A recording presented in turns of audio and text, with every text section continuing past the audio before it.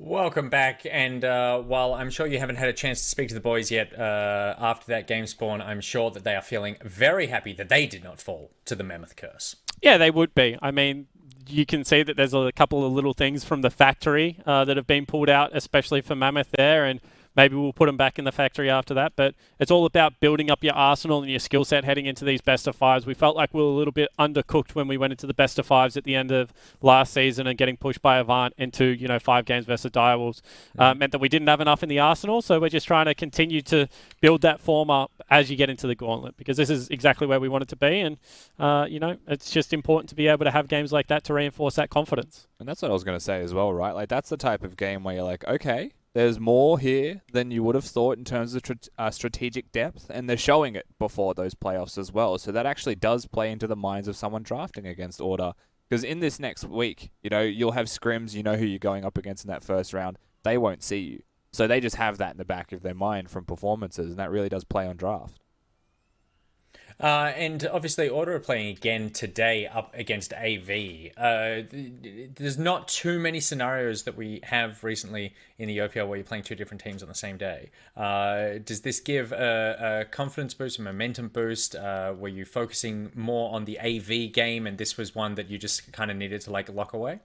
Honestly, we don't focus on any teams. We made a decision about 7 weeks ago that, we're going to throw all that away. We have a couple of sessions where we bring up, VODs of specific teams and we look at, what they do on Summoner's Rift. Charlie prepares those. But for the rest of the games, we just focus on ourselves. We think that we've got a really good system in place. We actually, we've been watching The Last Dance and stuff like that at the moment to just trying to get the guys headspace in the right area. We think we've got a great system. It's a system that I've run with for 5 years of League of Legends now. I know people internationally use it too. We play the game very strictly to a certain set of rules, and so if we just work on that, if we continue to build that up, I think then it doesn't really matter who we play against, because when we play that system well, we win, and that's what we've shown over the last 2 months. Is the idea with the Last Dance stuff putting yourself in a competitive / winner mindset? Is it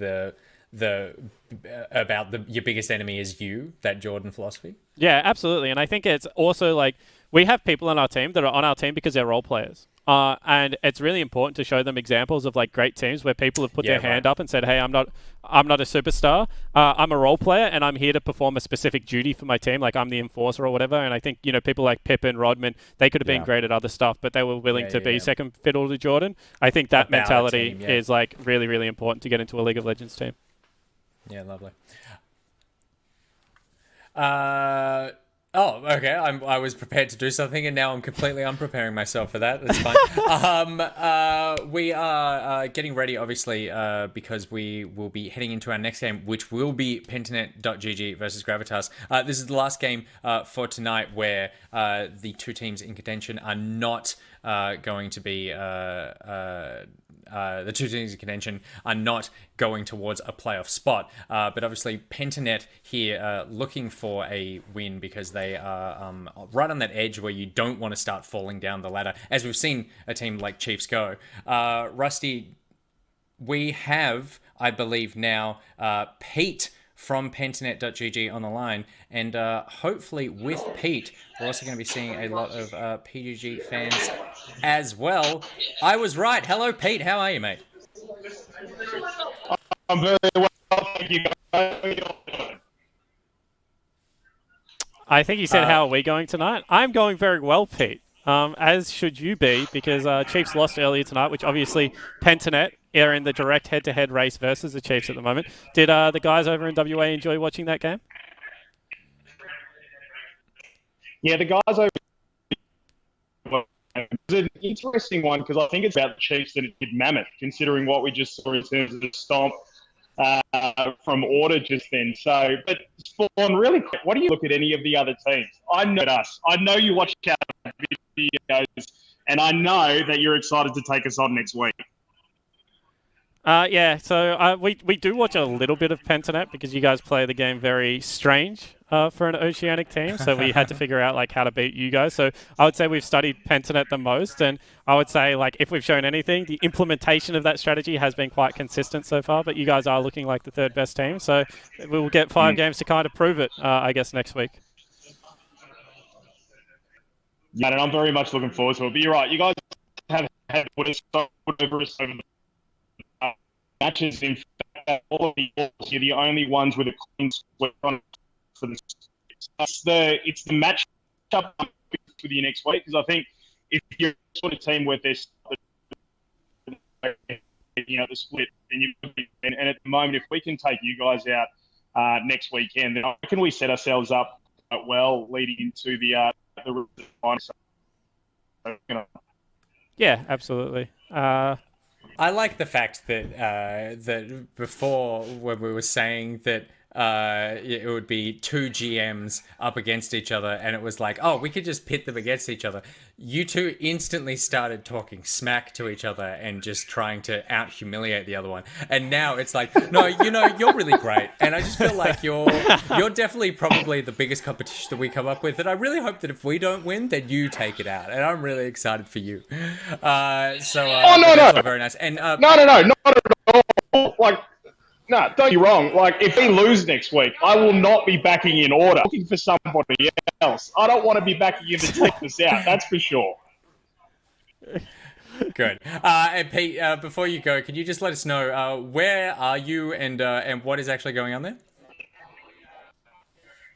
I'm really pumped about it. Today. We're in Murdoch. So Murdoch University, the gaming and esports university here in Western Australia. There's a heap of people here tonight that are settling in to watch the games. They're our local fans. Everybody say hello.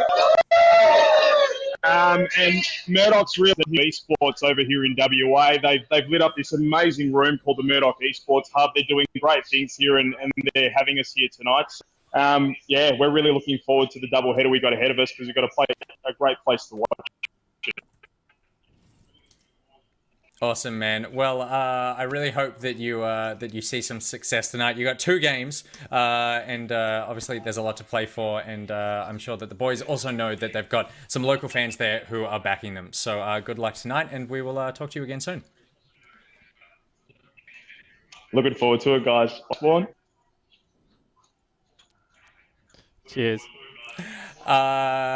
He took a little prompting, but finally the truth came out, and he actually told us. I actually said, and you will back me up here, I said, do not get me to do the interview, because I'm all for talking mad shit to people behind closed doors, but as soon as the camera turns on, I become a kitten with everyone in the world apart from Nick Boy Richardson. You're the only person that I've actively been able to create like a good cop, bad cop scenario with, Nick. Totally. I think it's that I've created a safe space for you. It is. That you know that ultimately, like, nothing you can say is genuinely going to touch the sides with me. Whereas if you accidentally went too deep with someone like Pete, then that ruins a working relationship. But you and I have nothing beyond the 2 nights that we have, so there's nothing to actually ruin. Rusty, it is time for Pentanet versus Gravitas. Pentanet, obviously, you're pretty safe to say the favourites going into this. This is one of Gravitas's last chances to leave on a high note for this season. What is it that they can do up against a PGG lineup? Yeah, it'll be their second last game of the season here, Nick. So definitely still something to prove if you're Gravitas, to say that even though we're last place, we still had what it takes to be here. I mean, it's something that will be in the minds of the players, right, is what I'm getting at. So we'll see what they choose to bring to the table. But for PGG, it's that must-win game. They do have their head-to-head over Chiefs. So any time that they can put themselves up with a win, it is one step closer to being able to clinch that third-place spot. So big game here for PGG. Yeah, and that's what I want to mention, the fact that the Chiefs and Pentanet both started this Super Week with a gimme, right? Because they had Mammoth and Gravitas each, and the Chiefs fumbled theirs, so that means Pentanet technically is not only head-to-head up, but they should be a game up after this, Rusty. So Pentanet would have to go 0-2, in the next 2 games, and Chiefs would have to win both their games, one of which is against Legacy, for Chiefs to be able to reclaim that top 3 spot. So right now it looks like it is going to be Legacy, Order, Pentanet in that order, Chiefs versus Direwolves in the 4 versus 5 slot, and I just think that is a super compelling gauntlet run, and Pentanet would be staring down the barrel of that, saying they're the teams that we want to play as well. So they need to now show up and play well. The Chiefs already fumbled once tonight. As a top 3 team, you cannot afford to let that happen. I was going to ask, how do you think that a PGG team handles the gauntlet? Is that are they the kind of team that can take that kind of run, Spawn? Yeah, I mean, I think they have some people on it. Like, you have to definitely give credit to Western Way. He had some of the best drafts. Like, I drafted directly against Western Way with Choo Choo's last year when he was on the Bombers lineup with FBI, and they like destroyed us in 3 games, right? So Western Way, definitely a coach that has the caliber to be able to do that. Biopanther in the top lane has been there. Parbu has a lot of experience. Hey, Parbu, none of it has been in big pressure games because you've always finished 6th or lower. So he definitely doesn't have any of that experience. But other people on the team have been around the traps. You know, Get Back was there last year as well. So I think they have a mixed bag of, you know, wily veterans and people that haven't necessarily been there before. And Rusty, this is a hard pivot, but can we get a third hole update? Are you okay? I have water stuck in my nose, Nick. I can't get it out. It's going to be an absolute tragedy of cast at some stage. I'm just glad I'm not on camera. Let me tell you. It's going to be bad. Can you at least promise that if it does start pouring out, can you mention it? Like, because I think I'll have no choice. Yeah, okay, good. I don't think I can stop myself from mentioning it. I'll have to stop talking. All right. Well, that by far is going to be the highlight of this upcoming match. All right. We're about to jump into game number 4 for Super Week. We still got 2 more games after this. Remember, this is not the end like it normally would be. We've got 6 games tonight, thanks to the Super Week, and another 6 tomorrow. So stick around, settle in, because there's plenty more League of Legends action on its way. It is Pentanet versus Gravitas. There are a lot of people in WA right now hyped for this one. At the Murdoch University, and we hope that they get a good result for them. So it is time for, I know exactly what you're laughing at. It is time to jump into game number 4. It's Pentanet versus Gravitas, and it's coming up with the Max Champ Slate, and that was spot on with time. That was spot on. Nailed it. Friggin'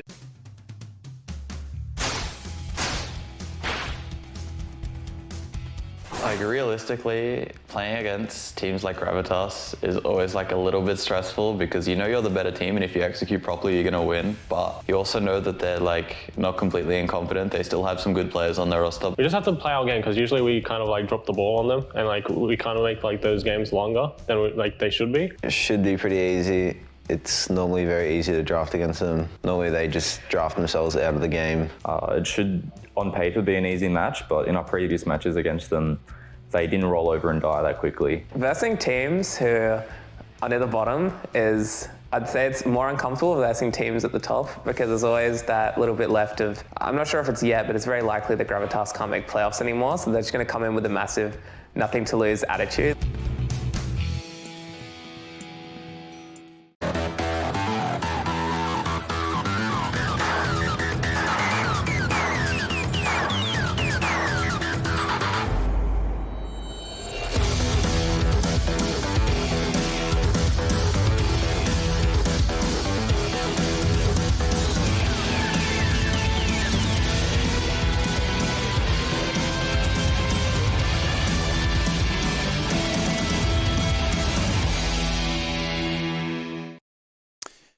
And here we go, jumping into game number 4. I'm now joined by Rusty as we kick things off for what should be an interesting matchup here with Painternet.gg taking on Gravitas there in Get Back. You know, the man is feeling so confident about this match, he doesn't even know that Gravitas can't make the playoffs. So we get to see what he looks to try and draft here today. As we already saw, Gravitas went up against the likes of Direwolf so far.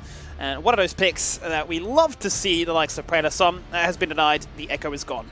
Yeah, Echo taken away. Yasuo also going to follow here as well. So, and keep in mind that Chungy's not the only Yasuo player to exist out there. There's definitely some other players, such as your humans of the world, that can play that champion. But of course, let's set the stakes in this one first, Skimmy, before we get into the draft in any great depth. The stakes are PGG need to win this game. It's not a must-win because the Chiefs lost, so keep that in mind. But winning this game basically secures them 3rd place in the standings, because they have head-to-head over the Chiefs. Chiefs need to finish 1 game above them to be able to finish 3rd. So this is a big game for PGG in particular, as the wildcard team of Gravitas, the unknown quantity, let's say, of their opponents, is going to try and upset the balance. Certainly will, as Pentanet will round out their split by going for Legacy and then Advance. There's definitely some big games for some big players to look forward to utilising here. And this time we're going to get our first pick, Caitlyn. So we are starting to see that definitely here on patch 10.15, the Caitlyn priority is justified. Very excited to see what a player like Praedyth can do when he has this champion at his disposal. Yeah, Praedyth's one of those players that does enjoy himself some resources. He is actually quite often played towards with Biopanther lately, having been on his island as Mundo. It does seem like we've been moving the map down more towards Praedyth, and I've actually really enjoyed that, right? We said this in like week 5, I think, Skibby, but having the Ashe style compositions in bot lane felt good for PGG to have some kind of engage, but that meant that they had to play around Praedyth on the map to get that engage to be successful, and they did. They started to find those victories, and this is just an iteration on that. Certainly is, and I was just about to say, what were they going to go for the supporting role? Because Rogue, it's been almost alternate games. One game Bard, the next game Nautilus, and you repeat that in an infinite cycle in these last 8 matches. Nope, he's going to go back to what gave him so much hype and praise, especially this season. I mean, I saw him in the mid-season brawl, right, and he showcased that, like, I want to say, the best fresh player in the region right now, because anytime this guy gets it, he just pops off. And I was actually having a bit of a conversation with Pablo at one stage and was saying, you know, there's just so many respect bans that your team in particular has. You obviously, you can't take away them all. They've taken away the set, they've removed the Volibear, so they've definitely targeted him in particular. And with the Ashe going away, well, you know, hard engage, not going to be as easy, but get back into Zoe will definitely make sure it is available. Yeah, they removed a lot of the flex picks here, right? So definitely some targeting towards Pabu, some towards Rogue, if you think of the set flex, Volibear potentially top lane as well. So they just got rid of a lot of those, which, you know, funnily enough, I think are better on red side, because you have the option of last pick, right, for your solo laner or that other respective role to open up draft flexibility. So it's been banned by Gravitas here on red side, which means they very clearly came in with a draft strategy in mind. And what's interesting about that is that they've gone for the physical jungler with the magic assassin in mid lane, where what was banned was like the other version of it with your magic assassin in the jungle with an AD one in mid lane. So they still had that plan, and they found their way around the bans of PGG to still be able to pick it. Certainly did, and kind of excited now to see what those next bans coming on through will be. Morgana seems to be one of those go-tos, especially against the likes of Gravitas and Mammoth, that you know can look to cause a bit of an upset. The Mundo, the respect will be shown to the big man in the top lane, Big Biopanther. The only player in the region right now that loves to play that champion, so not going to be able to have that one there as well. And despite the buffs to Gnar and patches are gone, it's really, I want to say, it's only been really Tapoon, hasn't it, that's been the one willing to lock that one in, but perhaps a pick that is being utilised in scrims, so not willing to let it go through, as nobody will make it 2 from 2 here, as Shen. Gnar does require some coordination in more of a macro sense, right? And the PGG have always been touted as that more macro-oriented team, and the reason I say that is because you want to hit Mega Gnar and teleport, that's your timing, and that does actually reduce your windows of effectiveness. So you do need to be very, you know, conservative with how you play, and then very authoritative when it comes to the crunch. So I don't mind that. I wouldn't be surprised if Biopanther is a Gnar player still. We've only seen it sporadically and usually as a counter, so just keep that in mind as well. You know, Gnar's not just this be-all end-all blind pick champion yet in top lane. There's still some things that deal with him quite nicely that are usually bruises. Well, we talk about the funnel comp here, Rusty, and that's definitely the resources being shown his way. A double support, that's going to be the karma coming on through here. You'd have to imagine that would be top lane for Biopanther. That is one of the go-tos when it comes to playing Enchanter's top lane. We had Soraka obviously in the meta for such a long time. He's the only one that showcased that, hey, I can play Janna top lane. And Karma, one of the ones that we've seen in recent times throughout a majority of these different teams. Camille seems to be the response towards it. We're actually going to get a Shen support. Yeah, Shen support. We saw this in the OCS yesterday, I believe, when my mate Rusty, who was called Rusty and had to name change because I exist. So that poor guy is now called Russell. Yep. He was playing at the support role and to a pretty great deal of success there as well. But the thing that I want to talk about here first and foremost is the Finnish PGG composition in general. So they've gone for the Karma and they picked it with the Caitlyn. Like, it's very clear that they want to be grouping up with that. But he's now the only teleporter on the team. So that is one of the potential pitfalls of this pick, is that if you don't have a mid laner that can run teleport, like say a Ryze, you know, something that can go into the side lanes, then you start to limit your options strategically on the map, especially as the game progresses.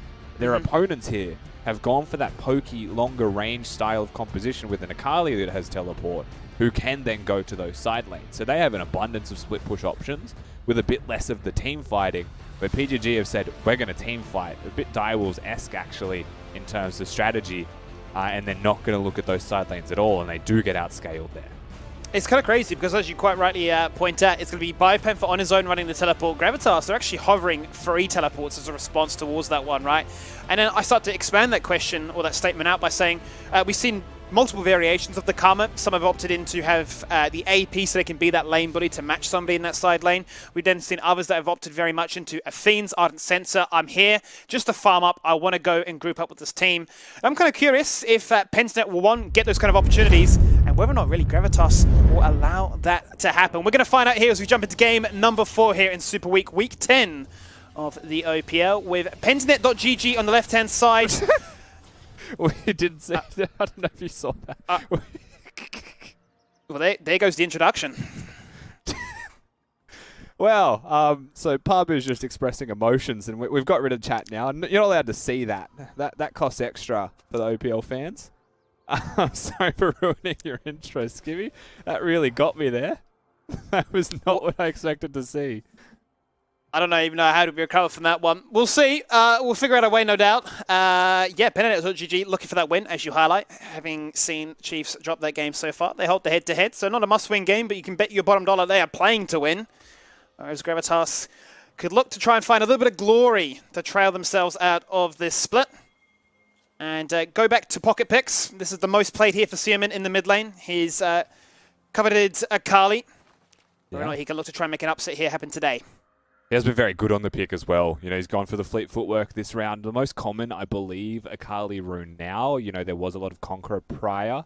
A bit more lane sustain and mobility, I think, is actually really important. You know, if you threw your combos, one of the big changes to Akali that threw it out of the meta was that R1 had to hit a champion. It was targeted now. You know, having extra move speed in that kit does help a lot. You don't want to have to waste an E to cover distance. That's actually a major part of your sticking power in your combo. So, you know, things like that. Bit of extra sustain, bit of extra gap closing, going to do wonders for him.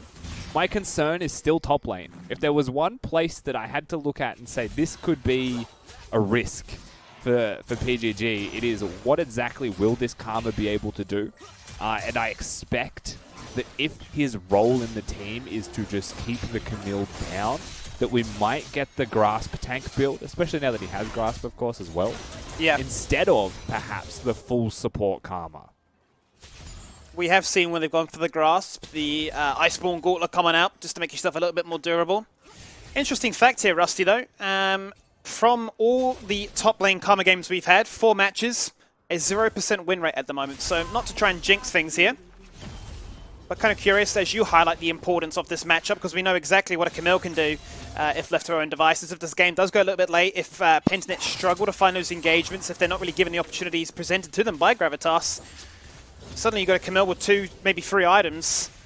And as much as they want to split push, they can group and team fight as well. Yeah, it can be a real issue, right? And the other thing there is the Karma build, if you are going supportive, is magic resistance based. You can't go for your Athene's Unholy Grail and expect to survive against a true damage, physical damage dealer in a Camille. You're just going to hard lose that laning phase. And that's what we saw against some Camille players in the OPL as well. They try go supportive, they just lose. Eventually turrets start to fall. That was a Direwolves game from memory there as well. So you kind of do want to either commit to your tanky builds and just keep the Camille down early and hope that the rest of your team, of course, can then do work knowing that Camille's not going to be there, or go full AP and just nuke fellas down. Grasp doesn't give away either there, but you would expect, like you mentioned. Yeah, we've seen a whole host of variations, that from the Athenes being a must-be purchase, right, a necessity at the very least. We've then seen GLPs, we've seen Iceborne Gauntlets, armor, magic resist, what other variation you want from that third item. We'll get to see. As seems to be a lot of potential action here, bottom side and top side of the map, as junglers look to say hello. Obviously, it's old friends collide in Parbu and Praelis in that jungle, and Parbu got the better half of him last time, so whether or not both these junglers are looking to try and be rather aggressive, can find those interactions again. So that was really good from nobody in top lane. Of course, the wave had to crash, and it was a forced freeze from Biopanther, and the Spidey senses started tingling. You know, Parbu was right there, waiting if you use the hookshot ever, then it was on. Lee Sin would go in and you would die. But because nobody suspected something was up, why is this Karma freezing this wave in the biggest hard sell of a bait setup of all time? So they do play slowly. He does get the reset off. He doesn't have to waste a teleport or a flash. And he survives. Still a big win for BioPanther, but so much better there as an outcome than just dying by trying to push a wave in. Certainly is. We know how volatile those matchups can be, especially in those solo lanes. Can't afford to give anything away because these top teams will definitely punish you and showcase that they are more than just aggression and individual mechanics. Nope, they got the macro and the cohesion as a 5-man roster to make it stick and make it mean just a little bit more. And you heard from their video there from Pentanet saying, look, you know, we definitely are showing the respect here to Gravitas, but there have been a few times where we've let the game go a little bit longer than we would like. And it's interesting that they would say that because, you know, we, traditionally speaking, in Split 1, saw that Pentanet had the longest average game time. That's now been eclipsed by Legacy coming into Split 2, but they're still definitely up there. Yeah, a lot of teams tend to slow down when they're not sure how to win, right? If you believe that you are the better team and that you will just win the game eventually, they slow down a lot. We'll hold the thought while Praelis has a fight with BioPanther. He certainly does, and BioPanther has no support coming anytime soon. Going to flash over to the blast cone and disengage back to his top turrets. But that's flash has been burnt now by both top laners. Teleports are still available. And I think I would rather be the Camille with no flash than I would the Karma, right? One of them having that mobility, of course, with that Camille E. Hookshot can get you out to safety. You can also use that ultimate to outplay people. Karma's just stuck in the mud. If someone comes to gank, they have to run a little bit faster by pressing the E on yourself. So you definitely think you would favor being nobody in that trade, but the real answer there is where are these junglers going to be playing? And as it stands, Praelis ganked after clearing majority of his top lane camp. So now he's going to cross to the bottom side of the map. And it's actually a pretty bad time to be nobody if this wave resets and starts bouncing back the other way. Piper could be nearby, but to be determined, of course. Piper definitely could be nearby because that's exactly where he is right now. He's coming in for a top lane gank of all things. As Gravitas try to create a 3-man collapse here on that mid wave. Now, nobody's going to be careful. Obviously, has the hookshot to try and disengage away from this one. But now, Ateba goes on out. Will it connect? It will indeed. And that guarantees that the Sonic Wave is there to follow. The damage will go on through. And the killing blow will be delivered by the big man Pabu. Yeah, fantastic stuff there by Pabu and BioPanther baiting it in. So when we complimented nobody for not forcing the wave reset or forcing it to crash in the first time, second time is the charm here for Pentanet.gg. They make it work, they get the kill, no flash on nobody. He's going to force the teleport out from him as well, you would expect. But if he does, he's at risk of dying. So he's just going to lose even more from that trade overall. While Praelis will be on the bottom side of the map, will be level 6, and you'd expect could maybe threaten the dive, but he has an Ezreal. So luckily for him, of course, it's the Sheen Ezreal build, so a bit more damage there. There is something in the hopes, at least.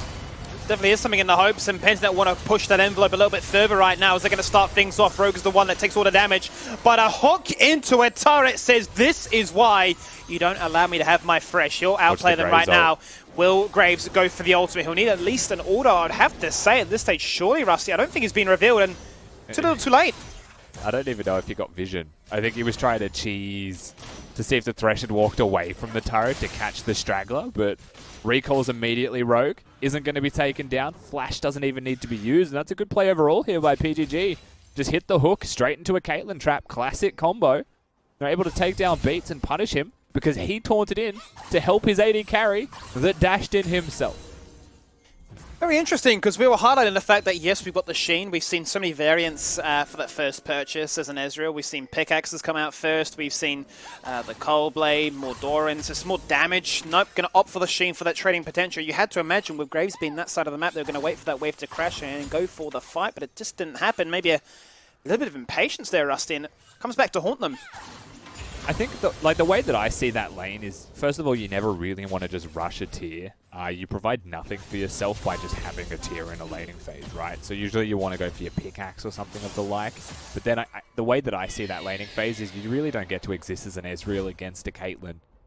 So honestly, I would have preferred maybe the pickaxe with fairy charms, but at the end of the day, he goes for the Sheen, wants to have a bit more presence in lane, some kill threat. Unfortunately, at the timing where that kill threat could have existed, it goes back the other way. Certainly does, because what does it actually mean now where you're looking at Caitlyn? sitting on a BF sword, which is definitely going to help, especially if they can continue to find combinations like that, a flay or a hook into a trap. The insane headshot damage that will come through as a result. And the punishment will continue to allow this Caitlyn to navigate the early game quite well, hit that point where they can look to go into the mid game to patch things up. And when the double supports collide, ensure that this Caitlyn, with a couple of items and potentially even a red buff as well, will just be able to 1v5. And the double BF sword Caitlyn coming out here as well, looking to maximize the damage now, perhaps sooner rather than later. See how fast he's able to get that 1v5 on with the state of this one. It's not often you get to see a double Infinity Edge. No. But the immediate power that it gives is high. The problem with it is we'll hold that.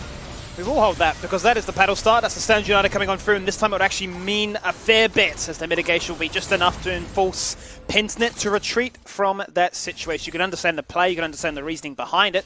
They wanted to force that mid advantage because the next dragon is spawning in just under 10 seconds.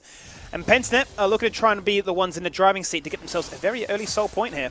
That was nice from PGG once again, looking for the damage, getting the flash out of the Akali. Very difficult for an Akali to now get away safely in a defensive manner. It's also the teleport Akali, so a little bit less kill threat and laning phase overall, particularly now without that flash available.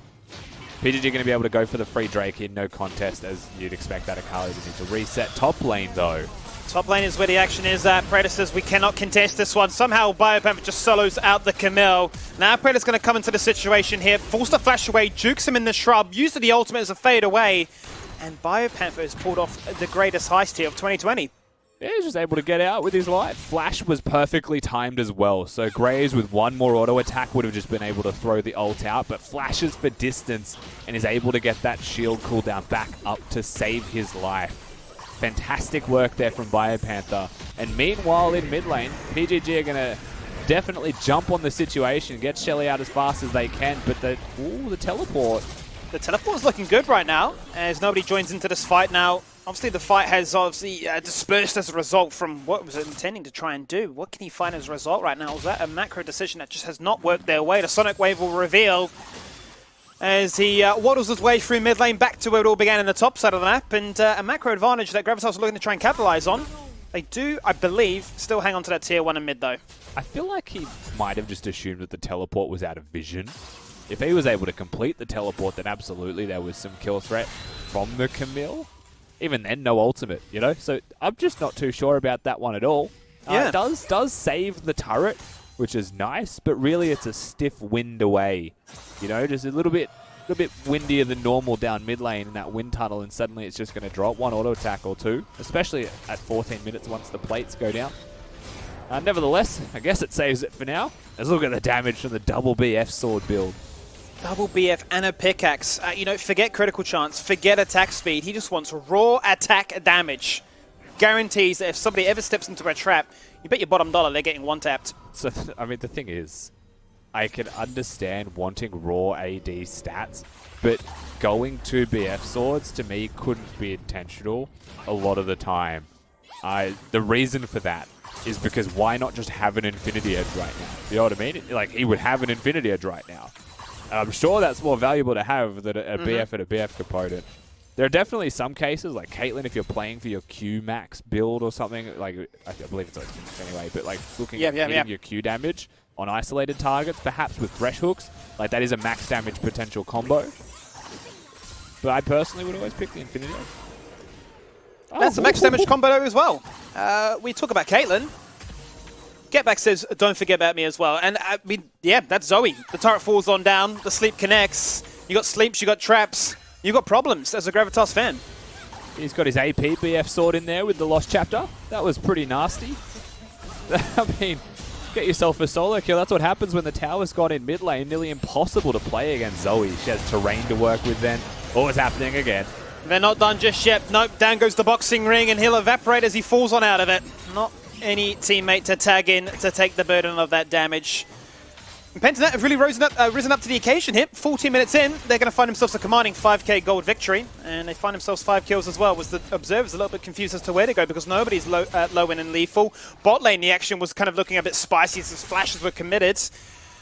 Gravitas Sora struggling to find a window of calm and peaceful territory. Yeah, Praelis has stopped jungling. He's had to just help his laners so much that he's basically slowed himself down to a snail's pace in terms of jungle clear. Lee Sin, of course, being 92 CS to the Graves, 86. Top lane almost dying as the tank karma as expected is punishing as you would want it to do this early into the piece, especially with the focus that was given up towards him to get that early snowball across. Now that he's got the Iceborne Gauntlet and the Ninja Tabi, even easier to play that lane out right now. Waiting for a Trinity Force spike, of course, from the Camille. Now that he is level 9, getting closer to max damage combo, but not quite there yet. Meanwhile, mid lane just going to 1v9 Skibby. With that mid lane outer turret gone, Get Back is unleashed onto the map. He certainly is. You know, now you're looking at the Infinity Edge, you've got the Ludens, you've got the damage, and this is kind of what we expected to see come from the grass build as well. It seems to be a bit of a staple here in that top side. So they've got a beefy Karma ready to do battle, and has definitely done battle very successfully so far up in that top lane, might I add. Welcome to mid lane. And yeah, every time we pan towards mid lane, it's just Get Back acting like a ringleader, saying you can't do anything except cry at the stage because that damage is starting to get a little bit out of hand. Yeah, what can you say? 15 minutes into this one, it's just been good League of Legends from PGG, and that's something that you wouldn't expect to slow down at this point. They have always been the more cerebral team in general with the way that they try to approach League of Legends in the OPL, and now they're being gifted an early game lead and a platform to do that. And what you would want to see from here, 6,000 gold 15 minutes in, is acceleration. Well, question is, who got that Herald? There goes the kick as Pabu actually kits that Praelis. Now they're looking for the fight to take place as a result. This is our first glimpse. There are no AD carries, so this is a 4v4 so far as both use their ultimates from afar to try and influence it. Influence they do. Big Seaman, it gets to play to Sakali. It's his most played, and for good reason too, because there's always a hope, there's always a chance when he's got this champion as he'll find himself a double. So Lee Sin does get the Rift Herald. He's able to snag that one at the very least. Nobody. That's the damage we were talking about. Wow. That was a clobbering. Biopanther also about to solo kill some people in top lane at 1v2, because why not? Biopanther is just that fed. Things still going the way of PGG is the point that I want to make off of both of those incidents. But a big mistake and a big lapse there. Maybe thinking that they were stronger than they actually are, or just underestimating perhaps the Gravitas side. Good punish really is the one main takeaway you'd have from that. But at the same time, they're punishing a Zoe that's taken a Thresh Lantern into the middle of a 5v5 style team fight. Of course she's going to die. Certainly is. Not one of the best champions, you'd have to say, even when they have the ability to pick up numerous summoners. Flashes galore and just juke from afar. If you're in melee range, that's exactly where an Akali looks to try and flourish. And that's before even the Gunblade has come on through. Now, Pentanet will go for the third Dragon of the game and ensure that there is no chance for that scaling question to come on through. We're going to make sure that there is a sole point to play for at the 22-minute mark. As Rogue, he'll chuck at that hook. He'll just remind beats. So I can look for those fights at a moment's notice, just you worry.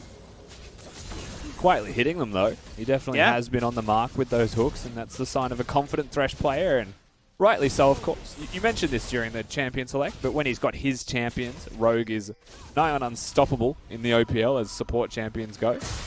Thresh is definitely one of those. Him and Ayla seem to have really put themselves above and beyond the average when it comes to that champion pick. Yeah, they certainly have, and for good reason too. And it's sort of showcasing the agency that the role actually has as a result right now, how much influence they can really put on the map and create as a result. We've seen in recent weeks so much impact happen, not only from the supporting role, but the ability just to rotate and act as a second jungler and just formulate these ganks that say, you know, if we get your flash, we're coming back for a second time. With just constant pressure that can be achieved from just having that individual strength in that bottom lane or wherever it may be. And then obviously translating that into a greater gold lead, which is what we're still looking at right now. 5k has been where we've stuck our gold lead at for the meantime. Now keep an eye on Akali here. Doesn't know that there's 4 people from PGG yet until right now, and now he's stuck on this mega flank. They don't know he's there, so this is possible for them. He's hiding in the alcove. I don't believe the trap spotted him right now, but now they'll see him. Now he's going for the all-in collapse, but Lee Sin tries to hit karate moves with karate moves. Who's going to walk into a trap? And it was a trap because he fell on down to the 4-man collapse. Yeah, Beats high-key trolling with that one, trying to engage for his team while he's drowsy, just puts himself to sleep and wastes the taunt at the exact same time. Still going here. Still is going. Praetus is very low, has the ultimate if he needs to try and do some damage from afar, but another person locked in place there by the Sleepy Trouble Bubble. And Praetus makes light work of it. Now sitting at 3-0-1 with 2 completed BF Sword items. He's living the dream, you'd have to say. Yeah, I mean, trying his best to carry that one at the initial flank was human. Put in as much work as he could, but always going to be destined to die there with so many people staring him down. Needed Beats, needed someone else perhaps to go first to really pull the focus away from him. For the end of the day, Caitlyn now going to find herself 3-0-1, 2 completed items, plus that BF sword in the pocket that we spoke about earlier. And they're just going to continue to tear through this game, PGG. That top lane turret, we just saw it go down without the need for that Rift Herald. Just get summoned in bot lane for good measure, and probably just going to secure them some map control around the Baron buff itself. Things are going fantastically here for our blue side. Certainly are, and that's going to be Parbu with a ton of gold right now, starting to hit higher numbers than that of some of these solo laners on Gravitas. Going to summon that Herald bot lane and free up his resources to rotate elsewhere as a 3-man collapse takes place in mid. Scuttle has spawned, and that seems to be where Praetus is going for right now, but he spotted somebody he wasn't too keen on. And Astounded United will have to be burned to ensure that he lives to fight another day. So their distraction attempt has been successful because as they're going towards the bot lane, Pentanet knows there's only one place you can be. Big Man Rogue hits the hook, hits a 2-man flay.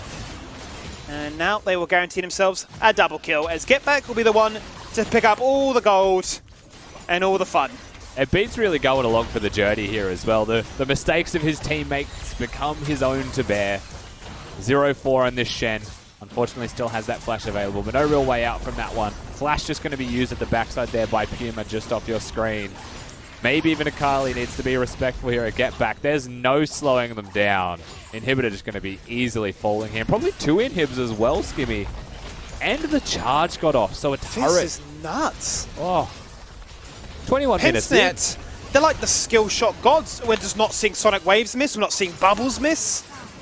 The damage, it connects. They are styling on their opponents. And now nobody tries to make that Hail Mary play. He jumps in with the Hexa ultimatum. And that is just it. He jumps in. He falls on down. And Fentanet say, we've just taken your inhibitor. Why are you so keen to fight us at the 21-minute mark? Because we can just get so much from this if we don't wipe you here. Well, we can get ourselves a soul point. It's a mountain soul to play for. Make it even harder for you to try and kill us. They've taken down 3. They're looking for that 4th, but Praetus, with that red buff as we wanted to see, is unable to have enough range to take down that Akali. And now that will be a very quick game here. They said they wanted to speed things up, and this is the quickest by a country mile for Pentanet standards. As we hit the 22-minute mark, Pentanet will win Game 4. For a team that had notoriously slow mid-games, a 22-minute game victory with their wave set up with full control over Summoner's Rift is definitely the way that you want to start your Super Week here if you are PGG. It is Gravitas, it is the last place team they were up against, but they did it in style, they did it quickly, they did it convincingly as well, with only the one hiccup really happening around the Rift Herald fight. I mean, they were in absolute control throughout all of that, and the mechanical display from them was also very promising. It was very promising, the fact that they had so much individual strength, and the one time they did actually get to group up as 5, it wasn't for a team fight, Rusty. No, it was to siege and take 2 inhibitors before that 20-minute mark. It was crazy. Absolutely crazy. So that's going to do it there for game number 4. We're going to jump to a quick break, and when we return, there's another match here in Super Week, as we have 6 to look forward to. We've got 2 more up on Entertainment here for you tonight. Another narrative to follow. Avant will need this win. They've got only 3 games left to try and knock out Direwolves from that final spot. Avant will be taking on Order. We'll see you soon.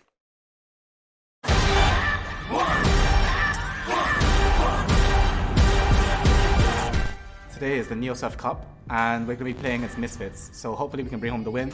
NeoSurf is simple, safe and secure. You can go to your local shop and get a voucher code and use it online, preferably to buy League of Legends skins. He's got it! This is deadly! He's got it!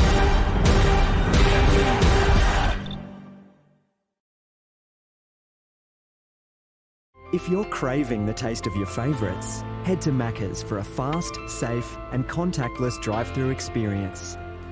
For your Macca's run, contact-free, we'll be here.